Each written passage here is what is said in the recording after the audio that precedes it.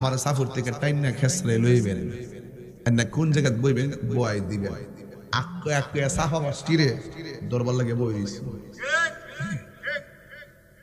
কোন বহগতের কুয়ারা সারা জীবন উলামায়ে কেরাম ওয়াজ করে গেছে এই বিষয় নিয়ে ওয়াজই করে না আমিরে মুয়াবিয়া সম্পর্কে আমরা জীবনে ওয়াজ করছি অন ইডার ওই সাহাবী না ইডারে সাহাবী না মানলই বলে সুন্নি